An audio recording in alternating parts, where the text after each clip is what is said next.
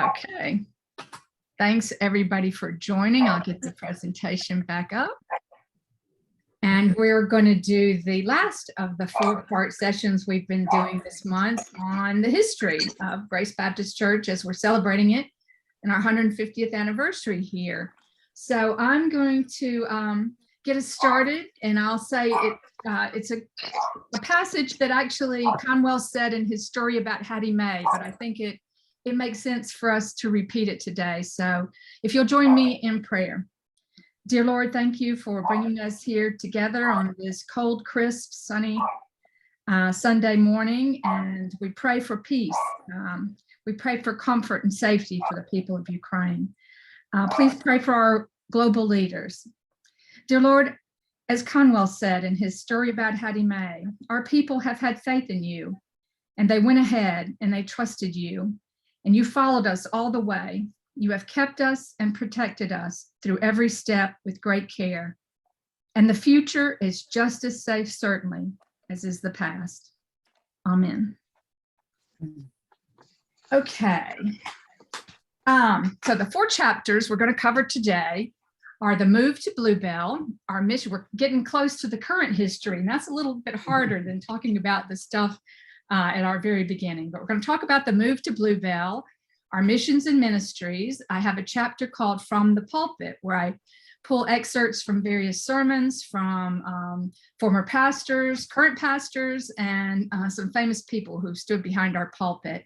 And then the last chapter is a chapter on future. And if we have a little bit of time, I'll talk about those 17 chapters that we didn't talk about during this history session, but that I have in the book that are called The Pews, which are about all of you, the stories that you shared with me. So I'll run through a very quick recap, because I think most of you have been here with me on most of these Sundays. So we talked about why we study history. The Bible tells us to. That's the biggest reason, but we can learn from it, not repeat the mistakes. And we talked about some of our goals, that we wanted to understand more about our history and be able to share it, maybe get inspiration as we move forward.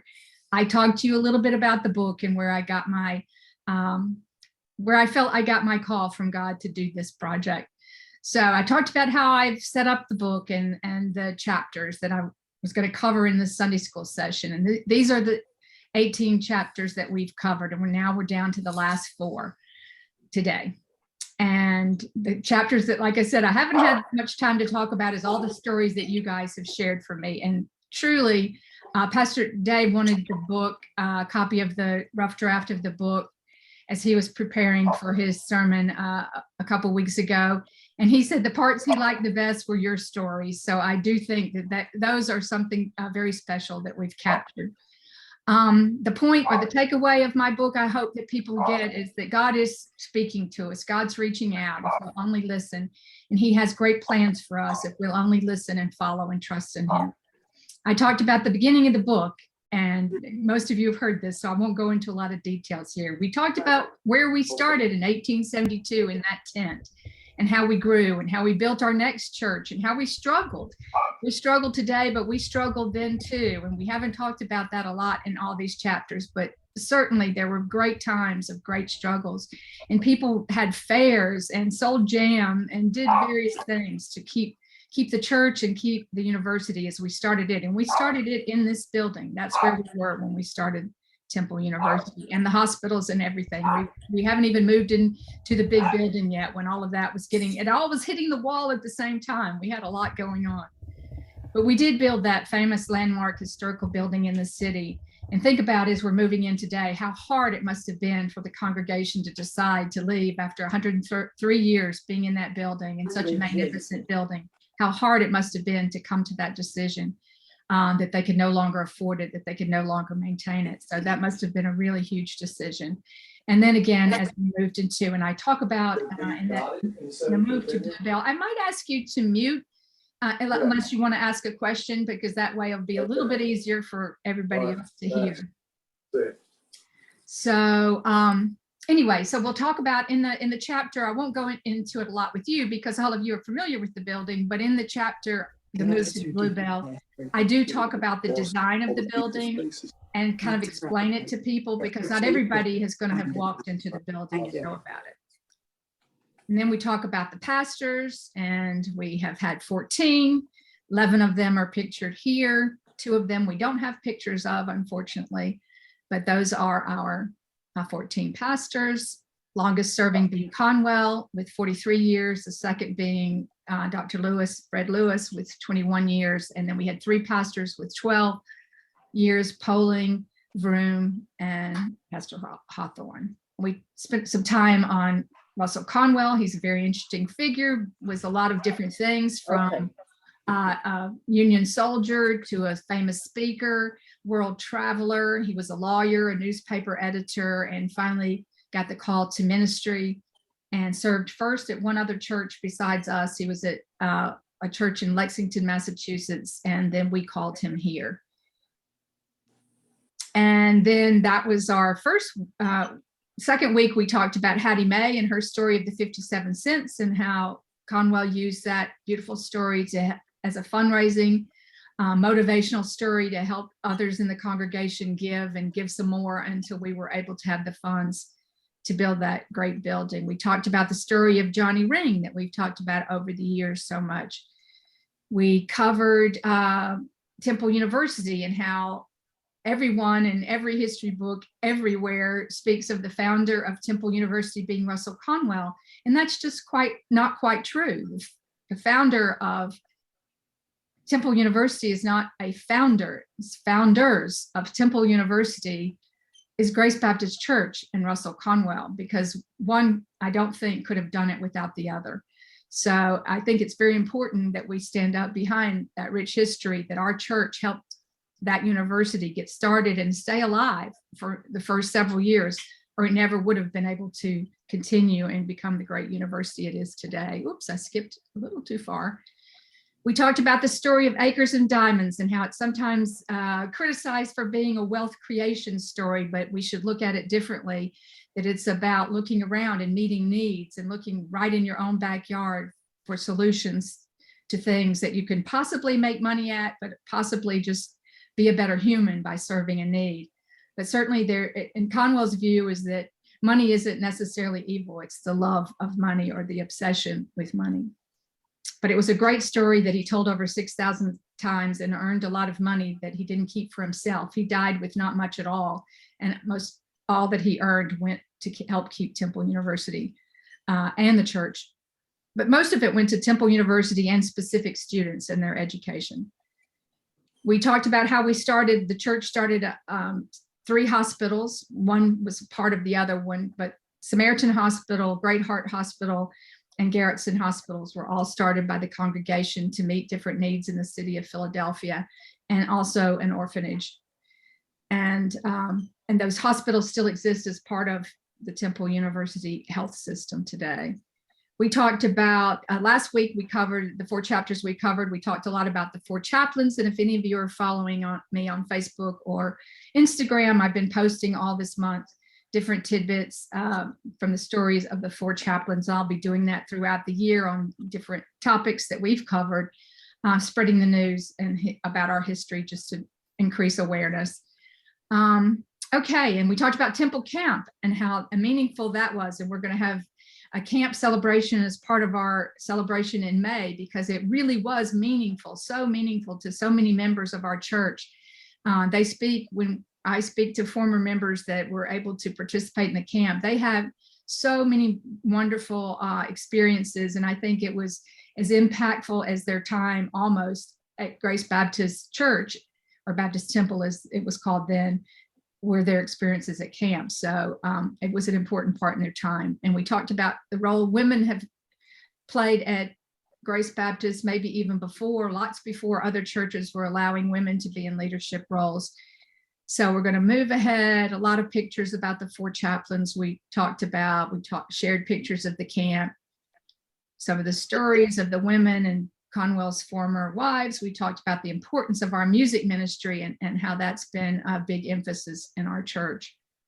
And then, like I said, the subjects today with the move to Bluebell, our missions and ministries, the chapter called From the Pulpit, and a little bit of where we are now. We're looking toward the future. So how do we frame that? So I leave the end of the book with that concept. So we'll get started, and I'm going to try to follow my notes because I have so much to share with you. So the move to Bluebell, I'm going to start with 2 Corinthians 5:7. The old is gone, the new is here. So on October 5th, 1975, Grace Baptist opened its doors in Bluebell.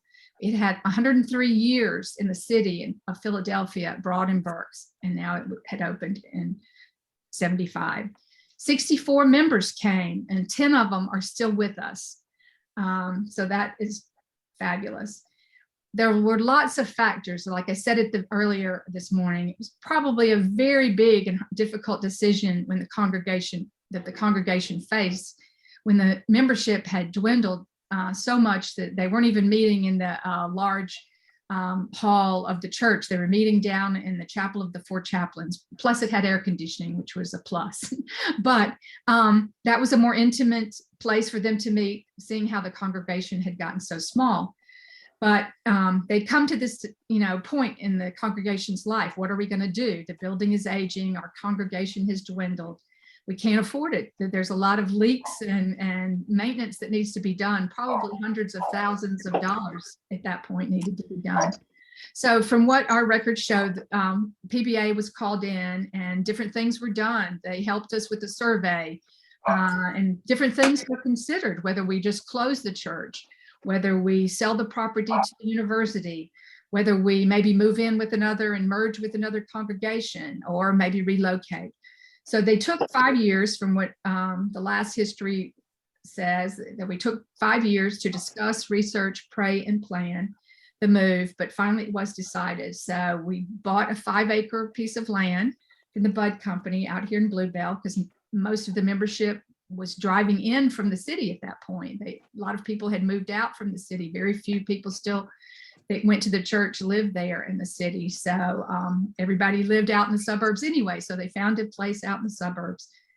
And it was interesting that they said that the last service at the church in downtown had a baby dedication, and how wonderful that was, because that was a symbol of that there still was life remaining in the church. So we moved to Bluebell to find a new life for the congregation, new stories and new ways to serve in a new community. And interestingly, on February 12th in the city in 1972, we had just had our 100th celebration. So we had celebrated and had a banquet at a Stouffer's, evidently, to commemorate that we were made it to that milestone at 100 years old. But just a year later, we were doing our groundbreaking out here in Bluebell. And it was Pastor Glenn Abbott, our 11th pastor. Had to make sure I was right on that. Our 11th pastor, he's in the Ambler Gazette photo there you see on the right-hand side. He was there for the groundbreaking. And he was in between the two Lewis pastors, Eric Lewis, the Irishman, and Pastor Fred Lewis that came after him. And he officiated in that groundbreaking service, and also the dedication of the church when we opened it. And interesting, the architect of the church, which is really a very modern, different architecture, was John W. Anderson, and his daughter is a member of our church, Barbara Longenberger. So we still have the connection there. I wanted to, in the book, I point out different things about the building, and like I said, explain it a little bit to someone maybe who hasn't been inside it. But I did want, for our benefit, to point out that pulpit that sits as the visitor center today is the original pulpit that came from the downtown church.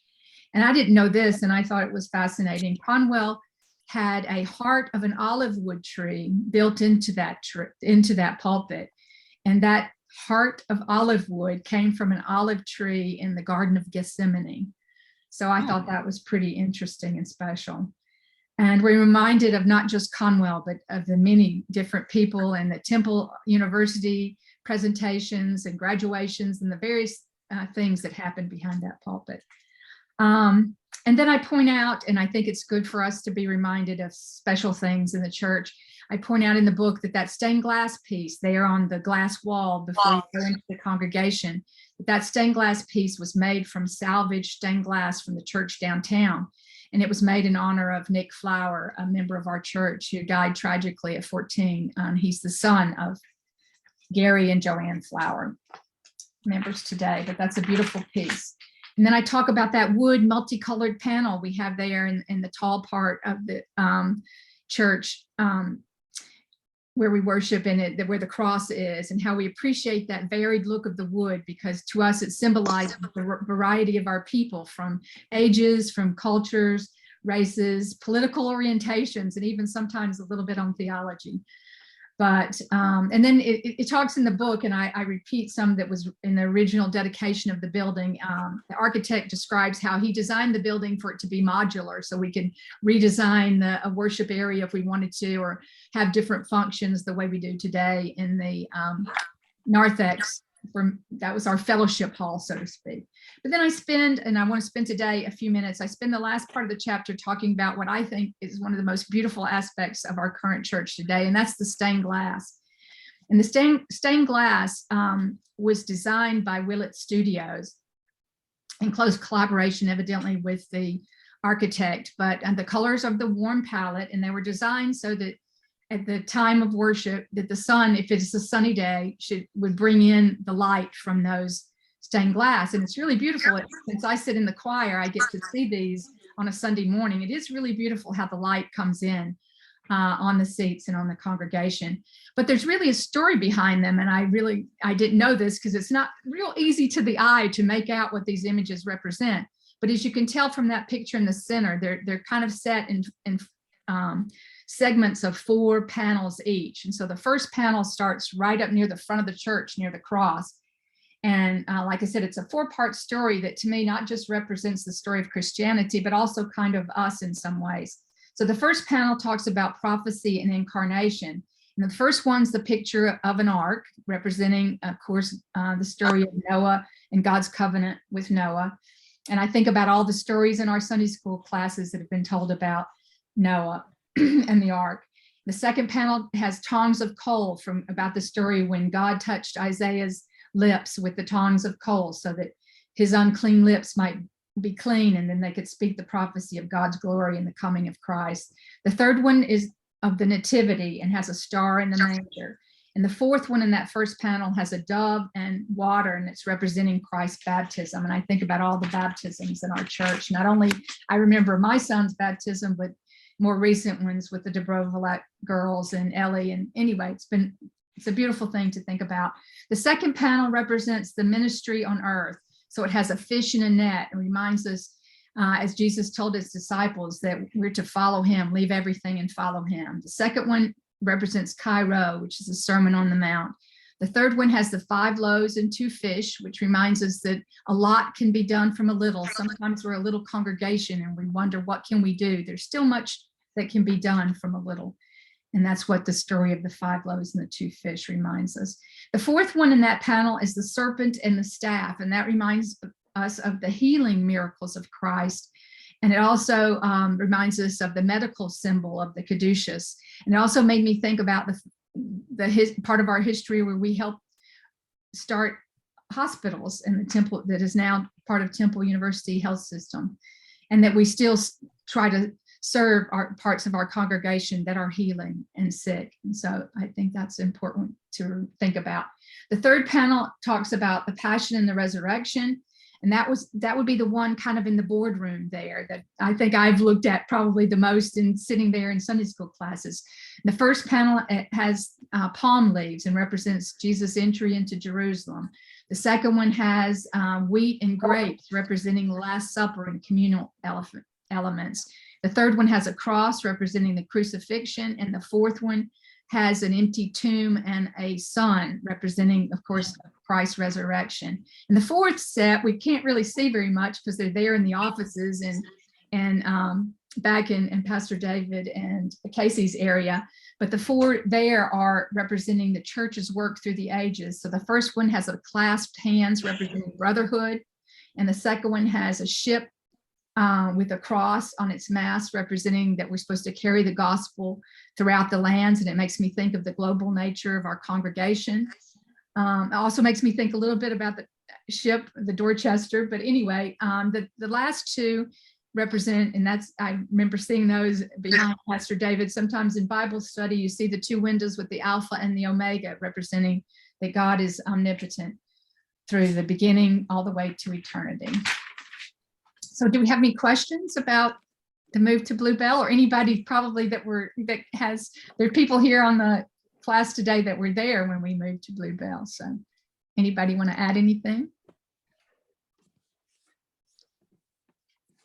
Okay, we'll move to the next section. Oh, I did want to comment that Cornerstone we walk by every Sunday when we're coming in person, which we'll be doing starting next week. That represents the two starts of our church. The start in the city, 1872, when we were in the tent. For 103 years, we're in Philadelphia. And then in 1975 on the corner there, it's when we began again and have been for the last 45 years. Okay, the missions and ministries. Whoa, we've got quite a long list here. So even in the book, I don't go into a lot of detail on these. I've just got a little sentence or two because there's a lot to talk about here. And that it's really been, and this comes up a lot in your personal stories, it's really been a part of who we are and kind of the DNA of the church, a focus on mission and ministry. And it makes me think of what Conwell said at the dedication of Temple, that he wanted it to represent that Christianity isn't just something to talk about in theory, that it's an institution of practice. And I think we try to live that. So a lot of these are focused on us, but even more of them are focused outward, which is wonderful. So I'm just going to run through them because you're familiar with most of these and they don't really need a lot of explanation, but I talk about them in the book. So we have our midweek Bible study, we have presence, we have the prayer meeting, we have youth group, we have Brady's collegiate ministry, we have a youth pastor who's focused on this very important segment that our church or some of us pray for Brady and the work he's doing there and trying to look for other ways we can help him with that. We have faith in action. It's been important to a lot of us as a way that we try to be more active in the community and show the community that we're focused on that aspect. We have Interfaith Hospitality Network, which is coming up this week, which now they're changed their name. They're now Family Promise of Montco, but we're used to saying Interfaith Hospitality Network. So that's going to probably take some time for us to change. We talk about former members and the different ministries they've created and we've been a part of and helped pray for and support. Obed and Kathy and Kate Leach also helped start Sakade, the ministry in Norristown, helping serve the Latino community. We have Dwight and Barbara Bolick and the wonderful work they've done down in Chile with the Mapuche people. And they're continuing to try to standardize their work to even get to more people, and Dwight's work with Water for All. We have the story with Jean-Luc, as he talks in that season that he had with us, in the couple years he was with us, that he was involved and started Urban Mosaic and his attack on urban poverty. And it's a very important element of society that's everywhere and it needs to be addressed, and how we as Christians and actually as humans need to help with that injustices there that are going on. We talk about Nelson and Sandra Hayashida and their ministry they did in Zambia and South Africa, and the prayers and they remember the buttons and the prayer shawls, Linda, and the other things that helped them get through their dark days when they were having difficulties there. We talk about Wissahickon Faith Community Association that our ministers have been a part of, I think, from the beginning. That's an interfaith group of ministers and rabbis that get together and talk about how they can work together, sometimes be pulpit supply for each other and help support the community. We talk about other ways we get together, sometimes just for social reasons, like the Communion Club, Lansdale Club. We talk about the years our youth have been involved in things like the Reach work camps. We're part of PBA. We have things like Parents Night Out, the Easter egg hunt. We help support the Maddie Dixon cupboard. We're involved in the Norristown breakfast, which is a picture of Ed there. We have try to be a good neighbor to Shady Grove Elementary, which is a next door neighbor of ours, and help support them. We've had different adult mission trips. We went down to Galveston when Tim Schwartz was down there after a hurricane hit and helped work on some repairs. We did the same thing after Hurricane Sandy did some damage in New Jersey. And a group went down to Maryland and helped with the Bruce Outreach Center when former members Sarah Ratcliffe and Daniel Beatty had a friend involved in that. We have wonderful ministries like the Congregational Care that Linda works on, and Elaine Hanrahan and others are involved with. We have Prayer Shawl. We're part of American Baptists. And of course, we have a very strong, especially when we're in person, Sunday school program Graceland, Vacation Bible School, picnics, hay rides, baseball games, and of course our flea markets and vendor days, which makes me think of those ages ago fairs that Conwell used to have where the people were raising money for the university. So from there I go to the From the Pulpit chapter, but does anybody have a comment or anything they wanted to say about the missions and ministries? Okay, I'll rush right along because I think this is hard. I'm not going to read you parts of sermons. I'm sorry, Tamara. I didn't Yes. realize I was muted. Yeah. One of the things that was not there that did happen earlier in the church was that Linda Alman ran a program called Super Saturday. One Saturday a month, she would have various activities, somewhere like what would be a Bible school, where they had a Bible story, they got a snack, and they also had a craft. Because I remember all 4 of my grandchildren went to it and always loved it. And Linda devoted so much time and effort to that. And that is actually mentioned in the book. So I didn't highlight it in our review today, but it gets a sentence because I think my boys, or at least Drew, I don't know, I don't remember if Colin went too, but I think both of my boys went to that as well. So yeah, that was kind of the precursor, I think, to Parents' Night Out. Anybody else? Okay. So from the pulpit, anyway, I didn't want to just plug 45 sermons because we've had some wonderful sermons given from our pulpit, without a doubt. We've had some amazing people stand behind that pulpit, from maybe not the exact pulpit, like President Truman, Harry Truman, when he came February 3rd, 1951 for the dedication of the chapel of the Four Chaplains. That was actually in the lower chapel, so that was probably a different pulpit, but he was, I call it still from the pulpit. He was in our church behind a pulpit. So, and we had people like Franklin Delano Roosevelt, who was given an honorary degree from Temple University, but it was held in our building, and he said those words behind our pulpit. So I include an excerpt of that. Helen Keller, which is the small little picture, the black and white up there in the corner, she was given an honorary degree from from Temple University. So I have words from her, and of course, current pastors. But I'm just going to give you a line or two because I think it leads into the next chapter. So, and also I thought about just behind that pulpit, the number of weddings, funerals, benedictions, Easters and Christmases, the things that were said behind that pulpit. It's just something to think about sometimes. But anyway, so I start in the book with the sermons with Conwell, and he gives a New Year's Eve sermon, and in it he tells us to pay our debts and to everyone who we owe debts to, including our debt to God.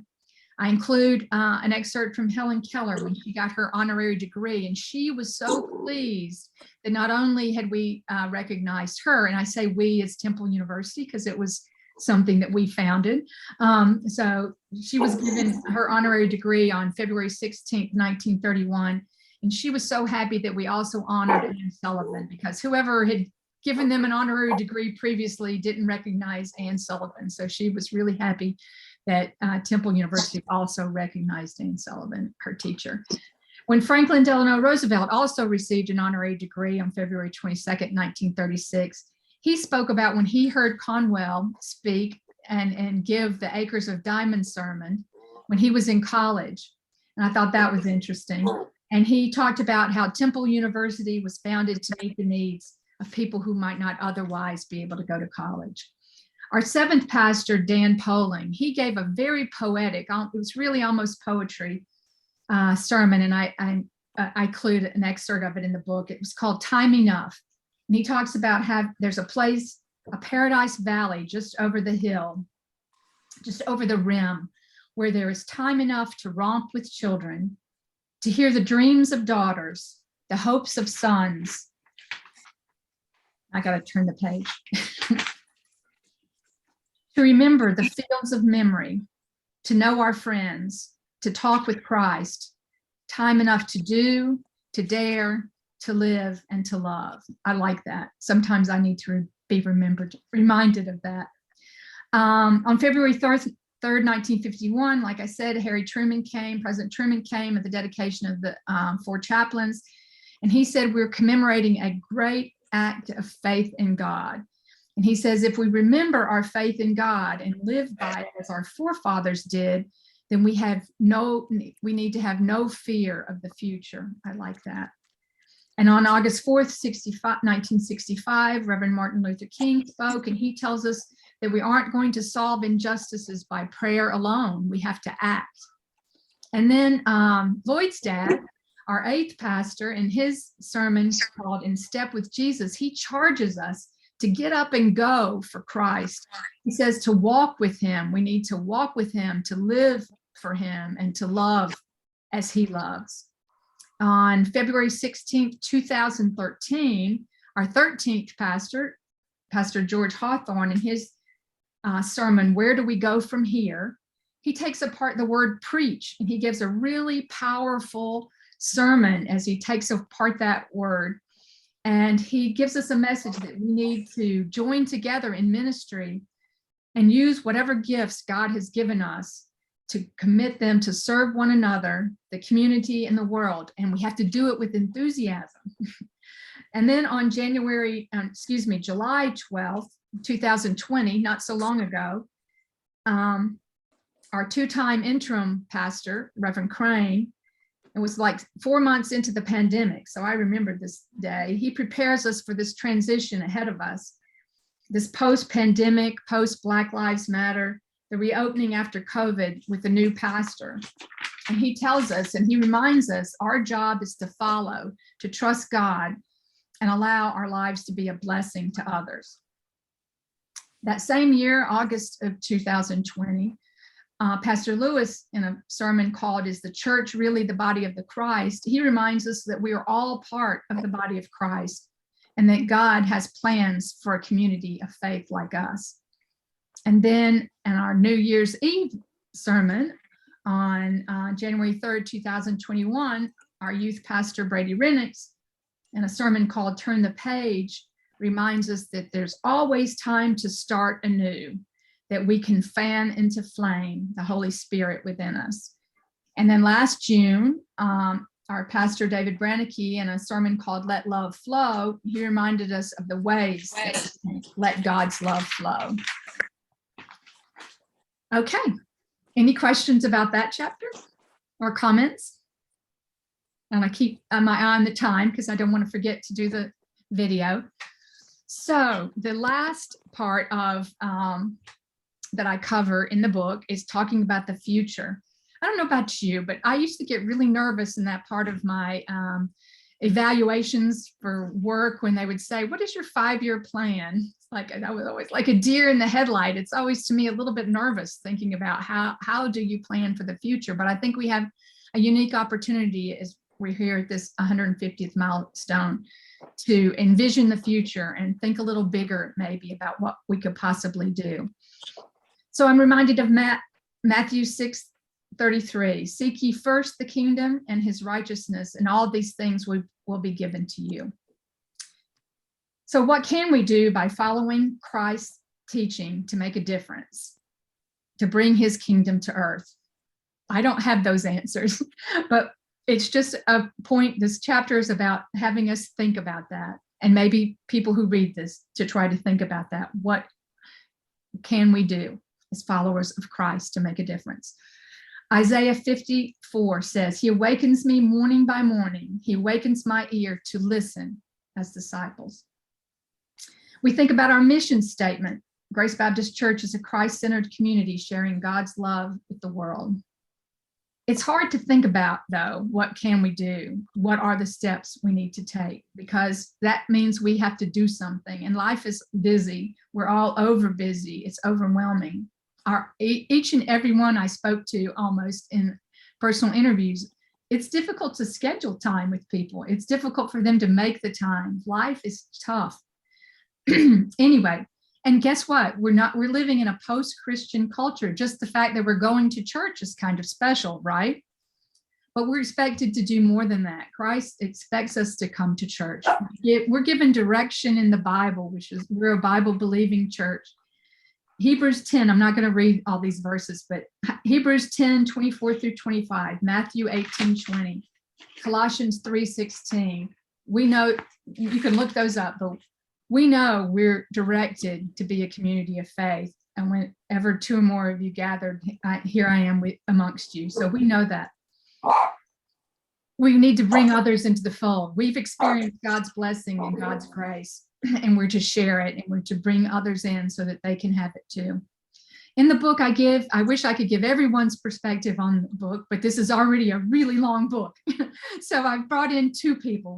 I've got a young person, because what is the future if it's not the young people? So Audrey Pulaska gives us a little of her thoughts on what the future might look like. Then I talked to our leader at this moment, which is Pastor Dave, and he gives us a little of his thoughts. But I'm going to close us with a couple of thoughts in prayer before we leave today. So I'll save those thoughts. I'm probably going to go to the video now, unless someone has a thought or an input that they would like to give on the chapter about the future. No, go for it. Okay, so I think I have to stop sharing the presentation before I can share the video. Yeah. Okay, now I should have already had the right spot, but I don't think I do. Give me a second here. I think it starts with Ed at the breakfast. It's where we left off. And I've almost got all the readers, but two. Oh, here we are. So this is almost ready for prime time. I'm going to turn it on and make the big screen. Hi, I'm Ed Pulaska, and this is me volunteering at a local breakfast for those who are hungry. Our members and friends regularly volunteer and support this program. Are you seeing it okay? No. Oh, No. okay. No. We're hearing I got to share it. It helps if I share it. Right? Okay. Let me let Ed have his piece again.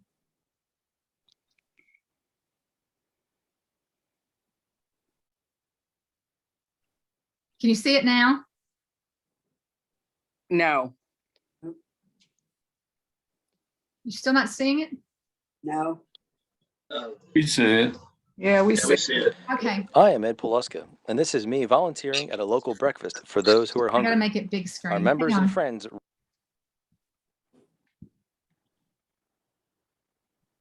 regularly volunteer and support this program.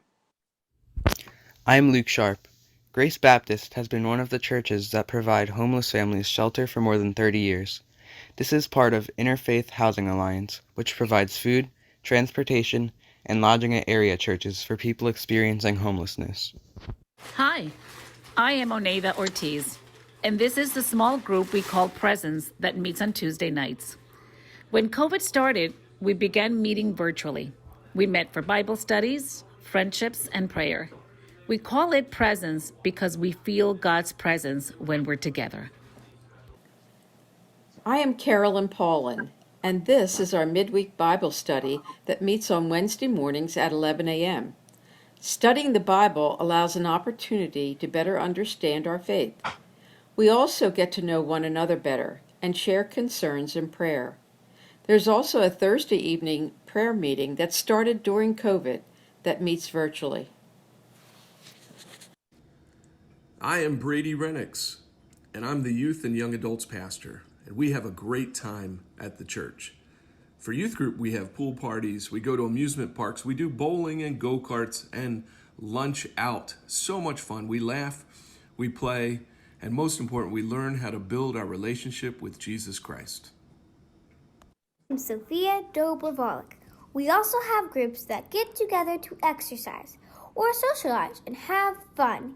Here's a Grace Baptist biking group.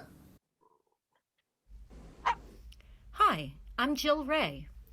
This is a photo from one of our Communion Club gatherings. We get together on the first Friday of each month to socialize and connect.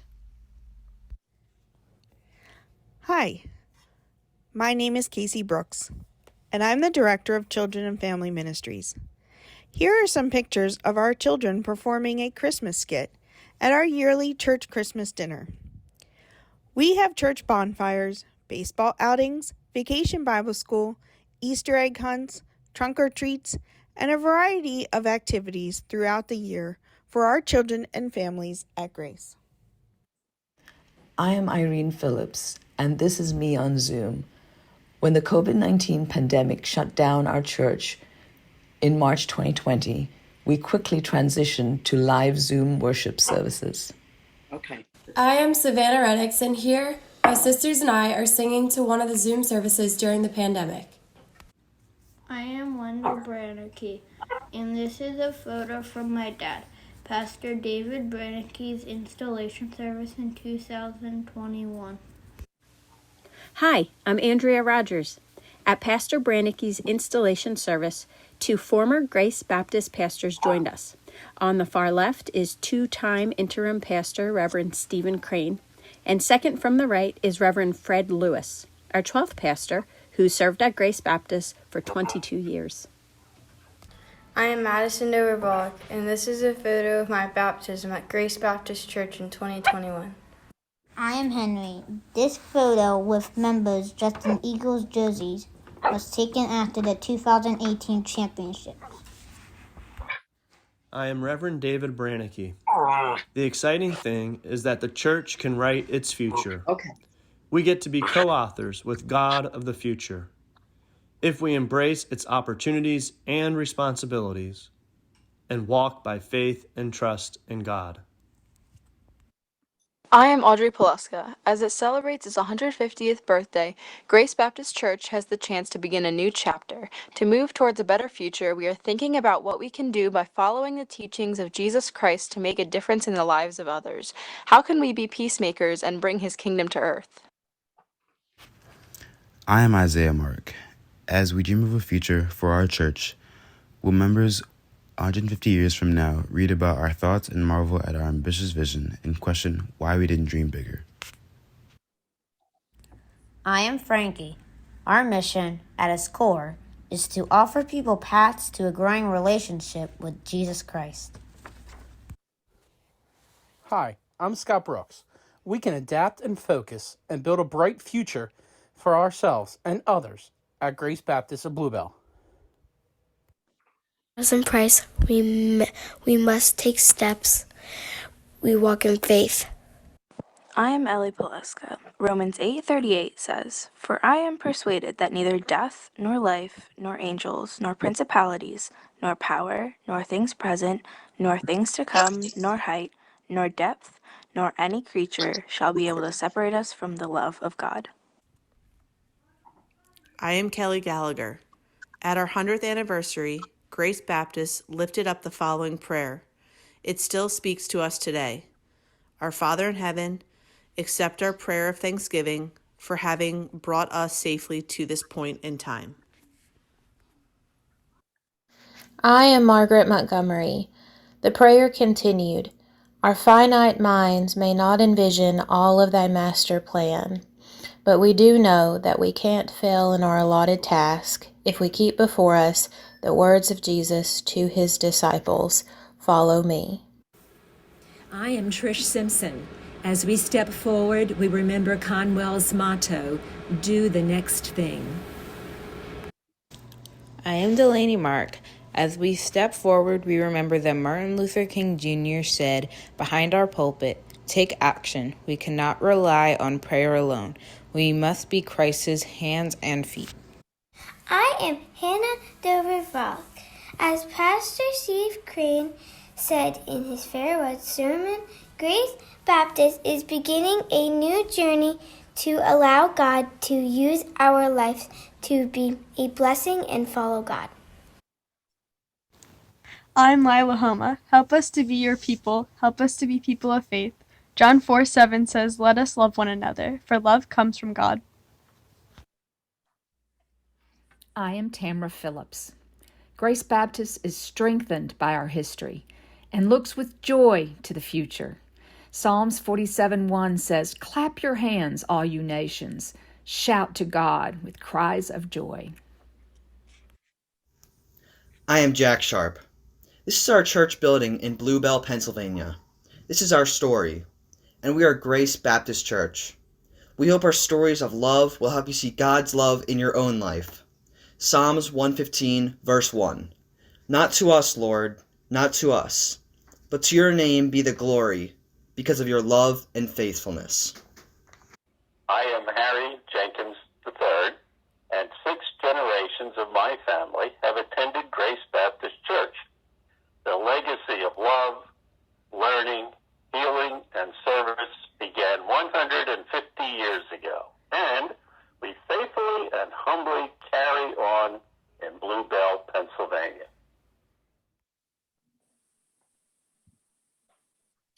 The end. Okay. Now I'm trying to get back to the sharing the presentation. If I can figure out how to get out of this. Okay, here we go. All right.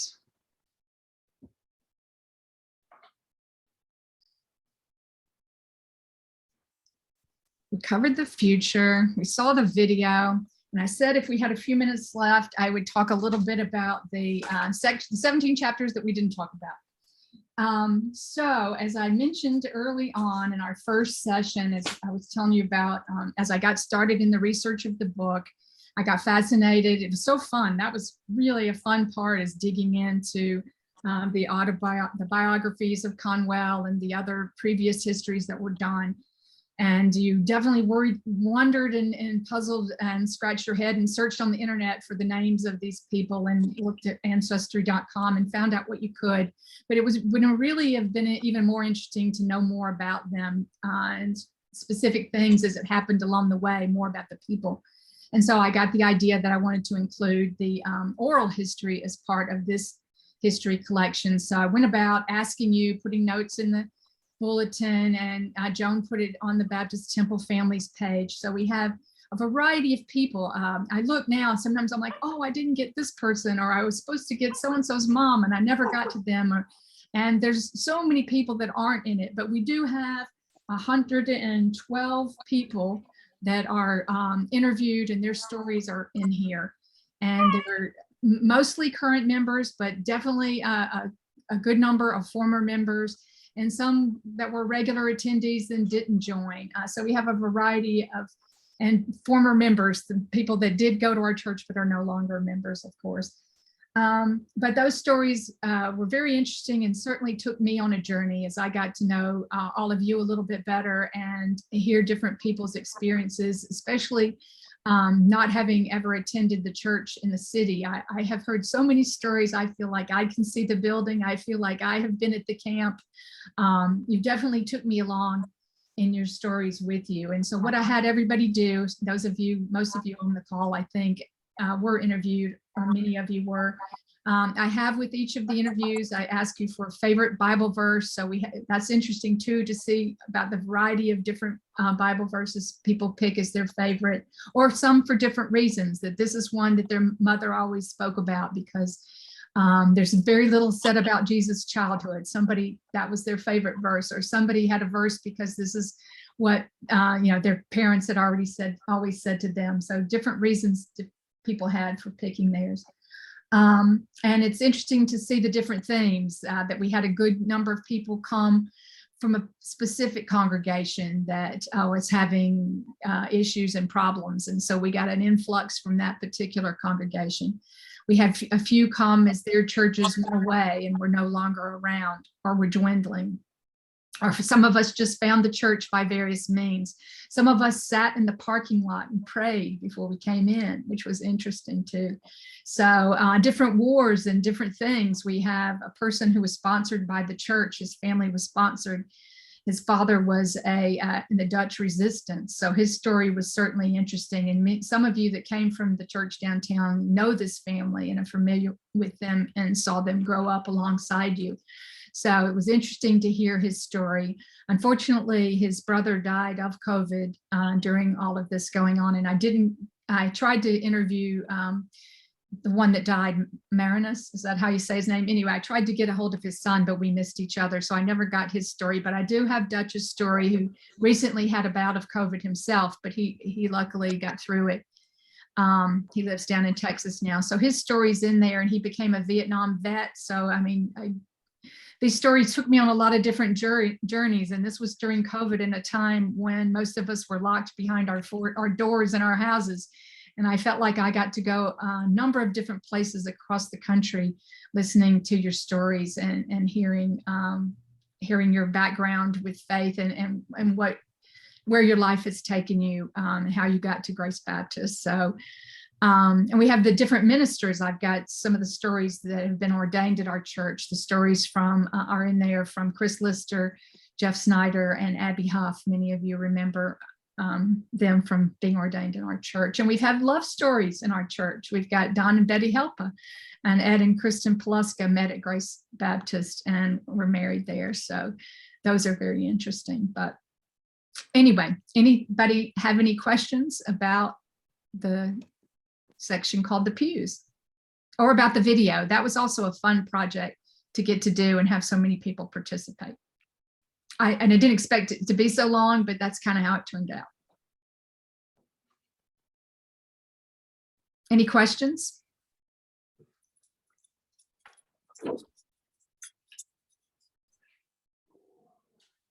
$5:59.